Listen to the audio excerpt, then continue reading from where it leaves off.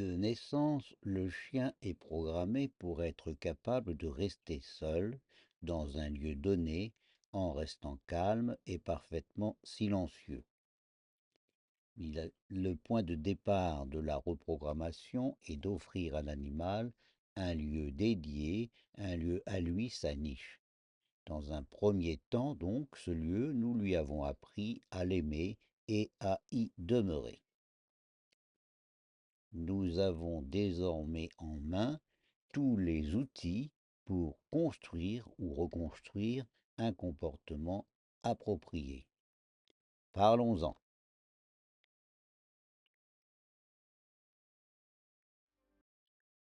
Vous avez donc choisi un espace délimité et vous avez commencé à habituer votre chien à apprécier cet espace. En tout cas, il y est habitué. Vous avez commencé à le lui faire aimer. Il peut se faire désormais qu'il y aille désormais de lui-même, ou même qu'il y reste, mais pour le moment, selon son beau vouloir et ses caprices. Il est temps maintenant d'aller plus loin. Le chien ne doit pas seulement aller dans sa niche quand il le veut, mais aussi quand vous le souhaitez. Et quand vous le souhaitez, il doit apprendre à y rester de lui-même le plus longtemps possible, ou en tout cas tout le temps que vous souhaitez. Il doit apprendre à y rester de lui-même aussi longtemps que vous le désirez. Généralement, tout cela ne sera pas automatique et nécessitera une forme d'apprentissage. Il faut donc que le chien connaisse sa caisse et n'est plus effrayé par elle. Choisissez une expression qui vous convienne, du genre à ta place ou encore va à ta place. Tout ce que vous voudrez, ce n'est pas important. L'important est que l'instruction doit être donnée une seule fois. À partir de là, et sans répéter l'instruction, on invite très fermement le chien à rejoindre ses appartements privés. Pourquoi ne faut-il donner l'instruction qu'une seule fois? C'est que si vous la répétez, le chien se dit bah, je ne suis pas obligé d'obéir immédiatement, j'obéirai quand je voudrais ou pas du tout. Tandis que si vous dites qu'une seule fois, elle comprend que ça suffit pour que l'ordre doive être exécuté. Pour arriver à cela, tous les artifices sont acceptables. Vous pouvez le chasser vers sa place à l'aide de bruits divers, comme nous en avons déjà parlé. Vous pouvez aussi, comme nous l'avons dit, le guider avec l'aide du collier ou avec l'aide de la laisse, etc.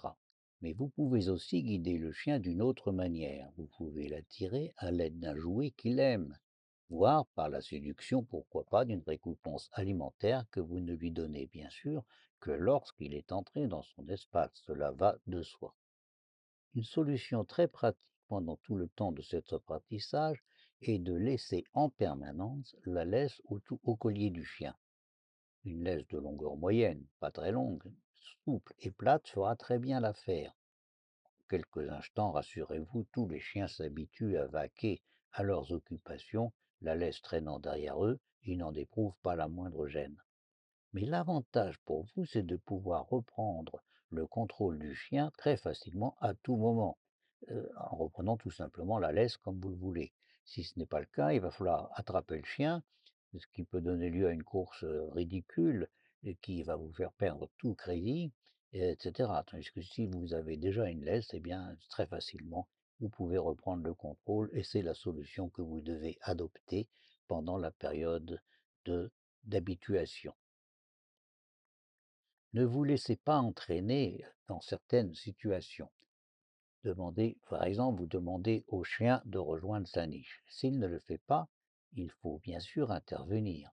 Sans l'aide de la laisse, je viens de le dire, la situation peut se compliquer. Si le chien entend par exemple ne pas se laisser saisir et commence à jouer à cache-cache autour des meubles de l'appartement. Évidemment, une situation dans laquelle vous ne devez jamais vous laisser entraîner.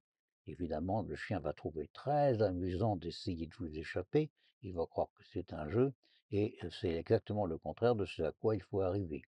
Il faut éviter évidemment cette situation en posant par exemple un pied sur l'extrémité de la laisse que vous avez laissée autour du cou du chien et qui est facilement à votre portée. D'ailleurs, très rapidement, le chien comprend qu'il ne vous échappera pas et ne tente plus ce genre de fuite dilatoire qui pourrait vous faire sombrer dans une attitude un peu ridicule. Peu importe la méthode pratique que vous utilisez, mais pendant tout le temps, vous allez convaincre votre chien d'exécuter la consigne, de rejoindre sa niche, encore une fois, évitez de répéter l'instruction pour que l'animal s'habitue à ce que cette instruction ne soit dite qu'une seule fois. Par contre, il n'est pas du tout interdit d'utiliser la voix, bien au contraire, parce que l'animal le comprend. Les chiens sont d'ailleurs très sensibles à nos intonations. Si vous répétez avec fermeté et mécontentement un discours du genre: «Je t'ai donné un ordre, veux-tu bien te dépêcher de l'exécuter? Je ne suis pas du tout content quand tu ne tiens pas compte de ce que je te dis. Ce n'est pas beau». Ben, le vôtre, contrairement à ce que vous pourrez imaginer, comprend très bien votre discours et beaucoup mieux que vous ne le pensez. Il ne comprend pas nécessairement ce que vous dites, mais le ton de votre voix lui fait comprendre qu'il ne se comporte pas comme vous le souhaitez.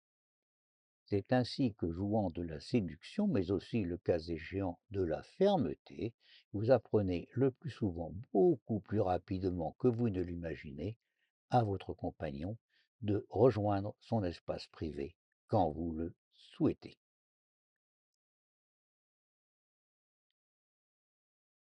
Il ne vous reste plus qu'à lui apprendre à rester maintenant dans cet espace que vous avez, auquel vous l'avez habitué. Il veut en sortir, eh bien, généralement, un non prononcé sur un ton ferme et définitif, et le cas échéant répété, là pour le coup, vous pouvez répéter, sera votre arme souvent la plus efficace et totalement suffisante quand le chien prétendra quitter sa niche sans votre accord. Encore une fois, dans un tel cas, la laisse peut vous être d'une grande difficulté. Si le chien veut sortir, vous exercez une traction sèche pour l'en empêcher, tout en répétant le non. Rassurez-vous, le chien, dans ces cas-là, va très vite comprendre. Vous ne pouvez aussi vous aider par des bruits, ainsi que des tapes légères à l'aide d'un journal roulé. Enfin, peu importe. Mais vous ne devez pas tolérer que le chien quitte sa niche tant que vous ne l'y avez pas invité. Très rapidement, le chien retourne à sa place quand vous le lui demandez et il apprend à y rester. Évidemment, ce sera très utile quand vous allez recevoir des amis. Et le chien qui est habitué à être sage en permanence, eh bien, va vous permettre, si vous voulez, de recevoir vos amis sans qu'ils soient importunés par des visites, sans qu'il importune des visiteurs. Il apprend à rester dans sa caisse ou dans sa niche et tout se passe bien.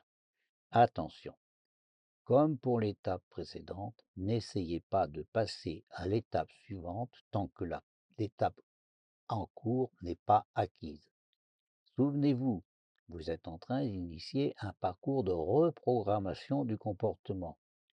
Il faut donc remettre le chien en condition de considérer un espace comme étant sa propriété au sein duquel il est en sécurité et où il peut vous attendre en toute sécurité.